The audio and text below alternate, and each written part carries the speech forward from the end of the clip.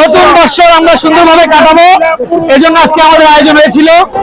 আর এই পয়লা বৈশাখ উপলক্ষে জাতীয়তাবাদী আইনজীবী ফোরাম ঢাকা বার ইউনিট কর্তৃক এই তরমুজের অ্যারেঞ্জমেন্ট ছিল। তরমুজ আমরা আমাদের আইনজীবী ফোরাম জাতীয়তাবাদী আইনজীবী ফোরামের পক্ষ থেকে, যেহেতু গরম পড়েছে আর ইতিমধ্যে সারা বাংলাদেশে এই একটা ডায়লগ ছিল যে কিরে কিরে মধু, তাই আমরা এই মধু খাওয়ার ব্যবস্থা করেছি।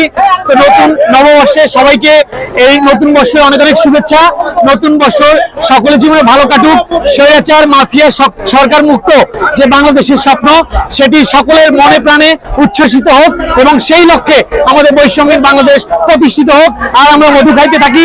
কিরে কিরে কারা কারা খাবে হাত তুলেন রে,